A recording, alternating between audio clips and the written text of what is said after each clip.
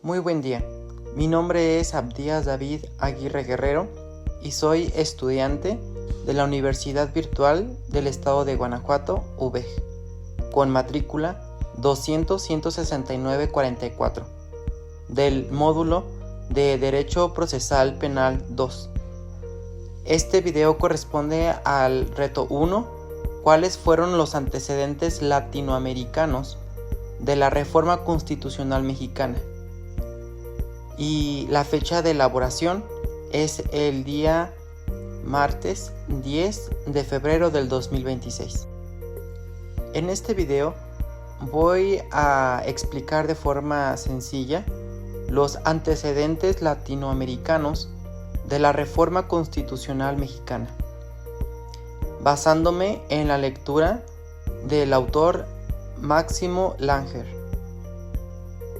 Para hacerlo de forma clara, voy a responder 3 preguntas principales como desarrollo de este tema que nos ayudarán a entender el cómo, el por qué se formó la justicia penal en México, ya que México no la reformó de forma constitucionalmente sola, sino que se inspiró en los cambios que ya habían ocurrido en otros países de Latinoamérica.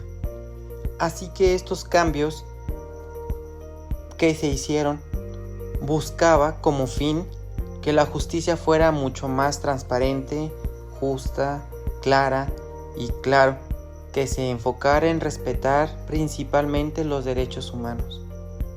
En forma de desarrollo, la primera pregunta es ¿a qué se refiere el autor cuando afirma que las reformas en materia de justicia penal se difundieron desde la periferia?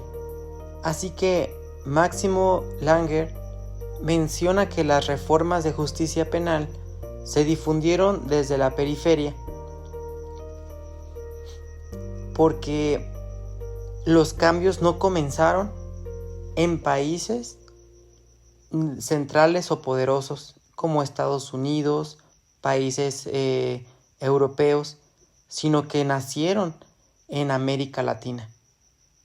Históricamente hablando, había tenido todo este continente sistemas de justicia muy diferentes o poco diferentes a los sistemas de justicia como Estados Unidos y otros países europeos, pero que durante mucho tiempo habían tenido sistemas de justicia atrasados en comparación con otros países.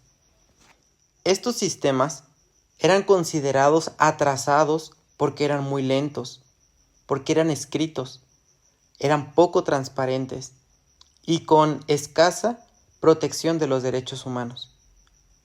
Por poner un ejemplo, el juez, tan solo él se concentraba en demasiado poder, ya que investigaba y juzgaba al mismo tiempo. Frente a estos problemas, varios países latinoamericanos comenzaron a buscar nuevas necesidades, nuevas ideas de cómo hacer los juicios orales para que fueran de forma más transparente, de forma pública y con reglas claras para cada autoridad.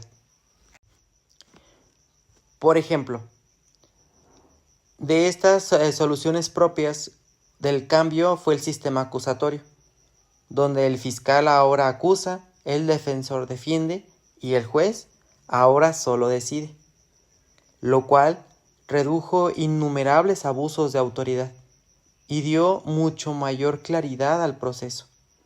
Lo importante es que, como explica aquí Langer, estas ideas no fueron impuestas desde otros países donde no entendían las necesidades locales, sino que surgieron de la matriz latina, donde precisamente se adaptó para las necesidades de sus habitantes, de su región. Y luego fue mucho más fácil copiar este modelo a otros países latinos. Muy bien, ahora la siguiente pregunta sobre qué distingue a los códigos inquisitivos y a los códigos acusatorios en Latinoamérica. Bueno, durante muchos años en Latinoamérica existieron estos códigos inquisitivos. Y las diferencias son totalmente distintas. En ellos, el proceso inquisitivo era un proceso largo, era un proceso escrito y los juicios eran lentos. Además de que, como ya mencionamos, el juez tenía demasiado poder, que era mucho más fácil y corruptible, ya que el juez podía juzgar e investigar al mismo tiempo. De forma contraria, los códigos acusatorios representaban un cambio trascendental demasiado fuerte, demasiado directo, porque ahora dan la bienvenida a los juicios orales, a las audiencias públicas y a una separación clara de las funciones. Porque, como dijo Langer, este cambio permitió mucho mayor transparencia dentro del proceso, mayor respeto al proceso y a una mejor protección de los derechos humanos, algo que se estaba descuidando en lo anterior, como la presunción o la inocencia. En este sistema de juicios orales y públicos, el juez escucha directamente a las partes y cada quien tiene su rol claro, como el fiscal acusa, el defensor defiende y el juez decide. Por eso podemos llegar a la conclusión que este cambio fue clave, fue tan importante este cambio dentro de la región porque hizo que la justicia ahora fuera mucho más fuerte, mucho más transparente, mucho más rápida y, claro, mucho más justa. Ahora bien, contestemos la tercera pregunta. Ahora, ¿cómo influyen los actores internacionales en la formación y la expansión de la red activista y reformadores en Latinoamérica? Bueno, estos actores internacionales tuvieron un papel relevante en todas las áreas, desde su formación hasta su expansión. Veremos algunas. Organismos internacionales como el Banco Mundial, la ONU y otras agencias internacionales apoyaron a estos países latinos con recursos, con asesorías, con capacitación y asesoría técnica.